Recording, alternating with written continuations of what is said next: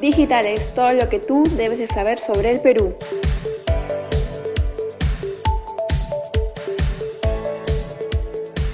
Y seguimos aquí en Explosión Digital. El programa que tanto has esperado, todo lo que tú debes saber del Perú. Bueno, Gat, hoy hablaremos de un tema que muy poco se toca y es las lenguas del Perú. ¿Qué te parece? Genial, y te doy el dato del día. Aproximadamente existen más de 3 millones de peruanos que son quechohablantes. ¿Sabías eso? Eso sería un 13% de la población peruana, ¿cierto? Claro, Arthur, para ser más precisos, es un 13,6% de peruanos que lo hablan, según datos oficiales del INEI. Qué interesante. Hay buena población de quienes las hablan. Déjame confesarte que mis padres también lo hablaban, pero cuando llegaron a la capital lo dejaron a un lado. Sí, ese es un punto que muy poco se habla, y es que de cada 10 peruanos, uno habla el quechua, pero lamentablemente lo dejan de hablar por distintos aspectos. Así es, Kat, como la discriminación. Exacto, Arthur. Para eso hoy nuestra corresponsal Nayeli Sauñe nos presentará un reportaje que abordará ese tema. Naye, vamos contigo.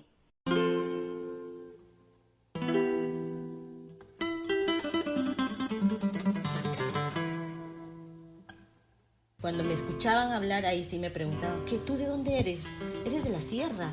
Me daba miedo de decir que era de Ayacucho porque inmediatamente me iban a tildar de terrorista.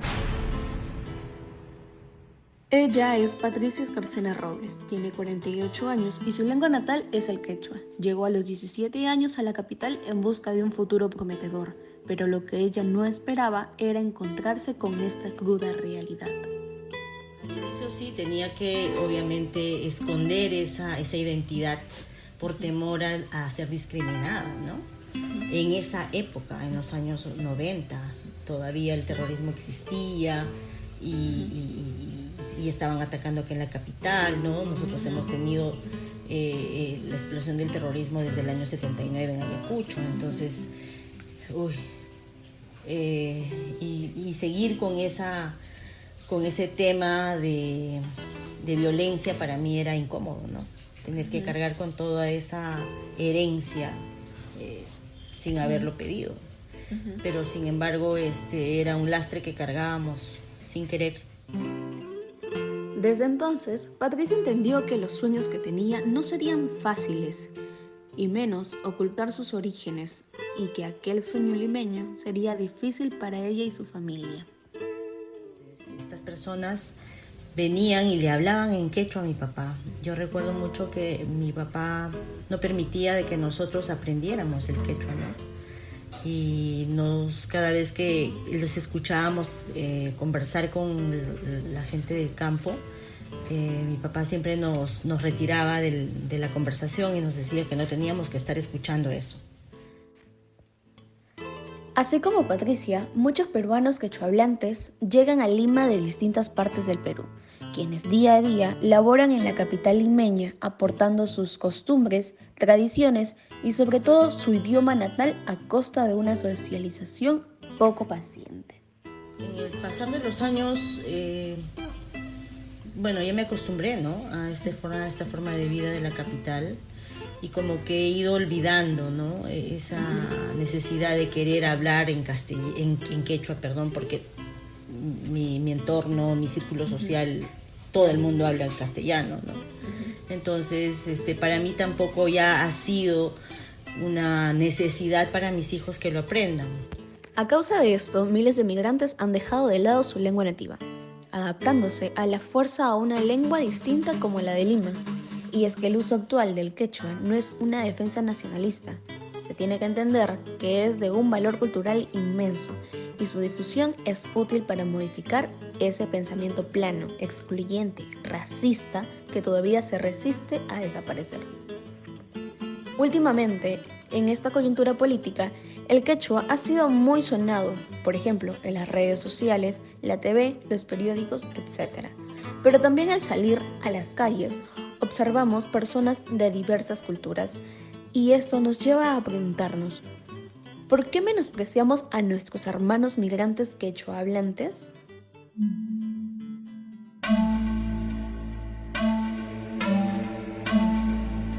Para entender más sobre este tema, la socióloga Alicia Mata nos explica en qué situaciones de discriminación se encuentra la capital. Bueno, en las ciudades hay mucha discriminación justamente porque las personas no aplican mucho la interculturalidad, ¿no? O esas habilidades interculturales. Entonces hay mucha discriminación, se percibe muy negativamente las lenguas originarias que son habladas por muchas personas, por las personas quechuas que viven en Lima, pero también hay personas aymaras, hay personas shitivas, ¿no? Hay personas de los diferentes pueblos del país. Y no se visibiliza esta diversidad, se ve como algo negativo, como algo que hay que ocultar, como algo que hay que disimular, porque se percibe que la diversidad es negativa para la vida urbana. Entonces, cuando una persona es violentada por su cultura y quiere a sus hijos y a sus nietos, no quiere protegerlos de esa vivencia, ¿no? Y si a esto le incluimos toda la parte del conflicto armado donde las personas indígenas sufrieron muchísimo, ¿no? Del conflicto, pues lo único que tú quieres cuando en un escenario post-conflicto es proteger a tus seres queridos. Entonces las personas han interiorizado esa idea de, bueno, para protegerlos, creo que voy a intentar que ellos no se acuerden, no les voy a transmitir eso. Porque esto a mí me ha traído golpes, gritos, discriminación, rechazo, no he podido estudiar, ¿no? Malas caras, etcétera, ¿no? Entonces ya no lo voy a transmitir porque es mejor para ellos. Y es que aún existe una barrera que impide impulsar la enseñanza del idioma quechua, lo cual dificulta que conozcamos todos los aspectos de nuestra identidad multicultural como peruanos. Y de esa manera se generan efectos negativos como la discriminación. La dinámica que pesa es una dinámica de relaciones de poder y de dominación. Entonces, siempre cuando tú miras el racismo, la discriminación, siempre es dominación, control, subalternación del otro. Yo estoy por encima de ti, ¿no? Tú estás por debajo de mí. Yo soy mejor que tú, ¿no? Entonces, se crean todas esas divisiones. Todas esas divisiones generan mucha frustración en los peruanos y las peruanas, porque muchas personas sienten que hay un techo en su vida, que no pueden lograr más o escalar a más o soñar más.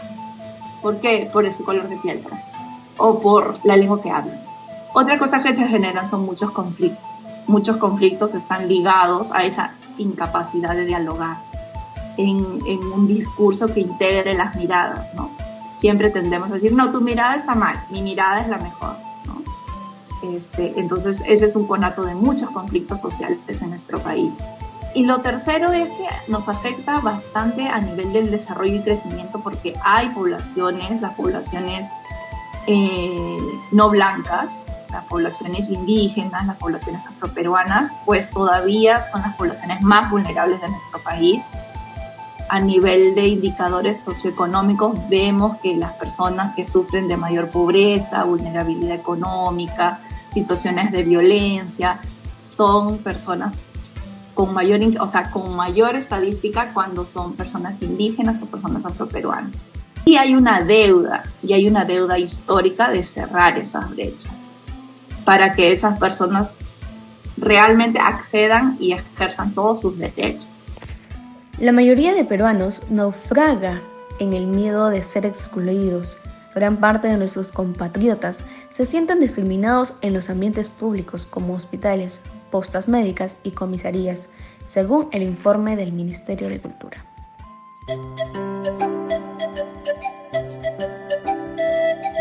Lo que me pareció y me llamó la atención es que al igual que yo tengo muchos colegas, compañeros de trabajo que son de origen quechua y son quechua hablantes, pero sin embargo como que lo niegan, no sé, por alguna razón. Ella es Carolina Cárdenas, enfermera de profesión con más de 30 años de servicio a la salud y traductora bilingüe en quechua. Ella cuenta cómo es que la falta de empatía y de socialización les resulta difícil para los pacientes migrantes, el cual acuden al hospital buscando ayuda, pero se sienten marginados. Que una vez me entregaron el turno a una colega mía que probablemente hablaba quechua también, pero que me entregó a una paciente y le puso un puntaje de Glasgow bajísimo. El puntaje de Glasgow es una medición del estado de conciencia que nosotros hacemos en los pacientes en emergencia. Y me dijo, bueno, tiene Glasgow 13, pero me dijo 12 o 13, que es un puntaje bastante bajo y es como que si la persona estuviera despierta, pero que no habla, no responde a órdenes, no responde preguntas.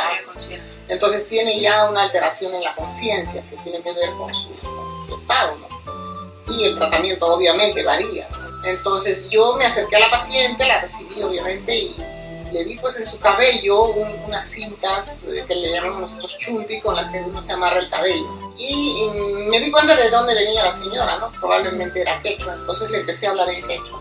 Le pregunté cómo estás, qué sentía, y la señora volteó y empezó a hablar conmigo con toda fluidez. Me dijo que se sentía así, lo que le dolía, y empezó a responder todas las preguntas que yo le hacía. Entonces le dije, ¿dónde está el Glasgow 13? Entonces no se hace el esfuerzo de ver qué origen tienen las personas. De esta manera, Carolina comprobó que dentro de los lugares donde existan personas que hablen lenguas nativas, se debe fomentar más este idioma quechua, para que los migrantes no se sientan menos. Asimismo, recordemos que este idioma es la segunda más hablada en el Perú, y no es solo dejarlo a un lado por parte de la socialización y el miedo al rechazo, es fomentar más para no perder los orígenes de nosotros como peruanos. El Perú es de todas las sangres, como lo llamaría José María Arguedas. Entonces, ¿por qué nos discriminamos entre nosotros mismos? Hay que recalcar que lo más importante es que no solo somos más de 3 millones, no dejarnos llevar por unas estadísticas. Somos personas con cultura, que merecemos respeto y reconocimiento ante los ojos del Perú. En este bicentenario, es momento de reconciliarnos entre hermanos y fomentar nuestra lengua nativa. ¡Wow! ¡Qué buen reportaje que nos presentó Nayeli Saúñez! Sin duda, un reportaje para reflexionar. Es momento de fomentar más esta lengua. Yo ya quiero aprender el quechua. Sí, Kat. Bueno, chicos, se nos acabó el programa. Espero que lo hayan disfrutado y nos vemos mañana con más en Explosión Digital. ¡Nos vemos!